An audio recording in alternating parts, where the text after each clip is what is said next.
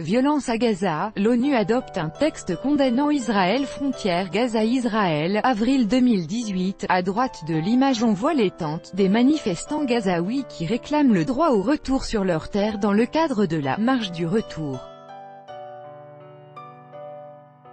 Reuters, Ibrahim Abou Mustafa. L'Assemblée générale de l'ONU a adopté hier une résolution qui condamne Israël pour les violences qui secouent la bande de Gaza.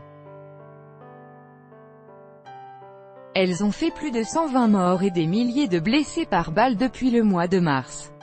Les Américains ont tenté, à leur tour, de faire adopter un paragraphe qui rejetait au contraire toute la faute sur le Hamas. Une initiative rejetée par les États membres. Ce vote restera, cependant, largement symbolique. Avec notre correspondante à New York, Marie Bourreau. Avec ce texte, et la communauté internationale condamne Israël pour son usage disproportionné et indiscriminé de la force dans la bande de Gaza et demande au secrétaire général Antonio Guterres de faire des recommandations sous 60 jours pour un mécanisme de protection du peuple palestinien. Une proposition qui a toutefois peu de chances d'aboutir. Ce vote était surtout symbolique pour exposer les dynamiques alors que les États-Unis mettent une pression phénoménale sur les États membres pour protéger leurs alliés israéliens.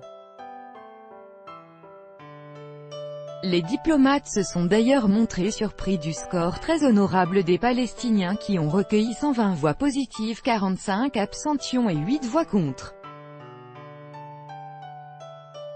Reconnaître la primauté du droit international et humanitaire de leur propre aveu, le texte était pourtant imparfait et ne faisait pas mention du Hamas qui a lancé lui aussi une soixantaine de roquettes sur Israël. Ce qui explique les divisions côté européen avec 12 pays qui ont voté pour dont la France et 16 qui se sont abstenus. Mais plus de 2 mois après le début des violences, la communauté internationale ne pouvait plus rester silencieuse et l'enjeu dépassait le traditionnel clivage politique sur la question israélo-palestinienne. Il s'agissait surtout, là, de reconnaître la primauté du droit international et humanitaire.